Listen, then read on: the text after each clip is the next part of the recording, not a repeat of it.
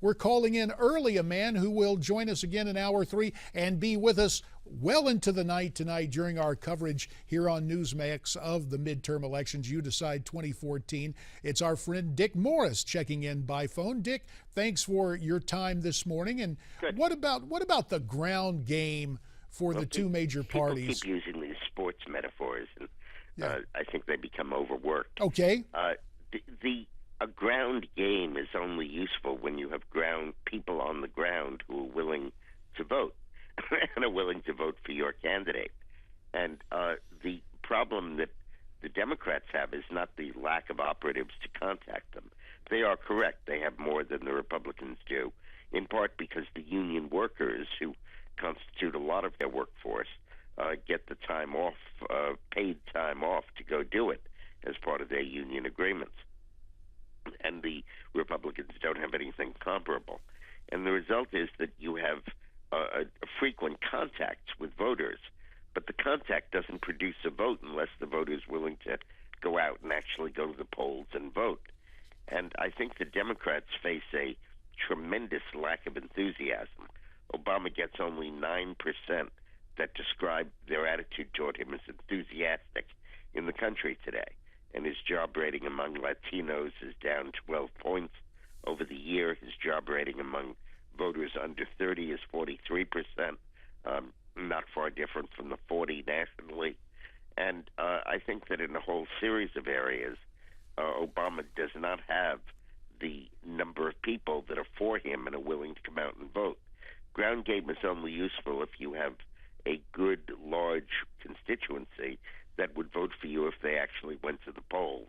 And I don't think they have that.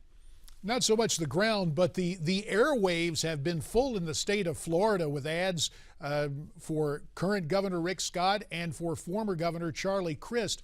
The Florida race described as the hottest in the country. But Dick, earlier in this hour, we had John Zogby, who did some polling, who showed a rather substantial lead for Charlie Crist. Your take on what's going to happen in the race for governor tonight in Florida?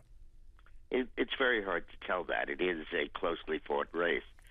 I think Crist may be benefiting from voters who are turned off with all political parties and regard him because of his flip-flopping as a Democrat turned, a Republican turned Democrat, as someone who's not necessarily captive of any one political party, and that may account for some of his popularity. But we'll see. It's a close election.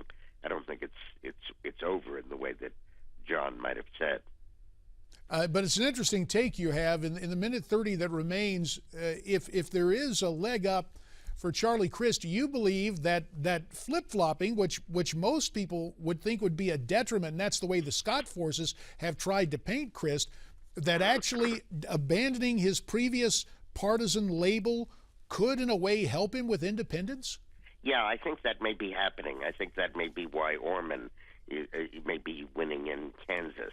I don't know if he is or not. I hope he doesn't, but it could account for some of his popularity. But let me say this about the election in general. The polling has indicated all over historically that midterm elections usually swing at the last minute and swing rather decisively to one party or the other all across the country. And that swing is usually not anticipatable in the polling. And I think you may be dealing with a Republican swing today that may produce a very large Republican victory.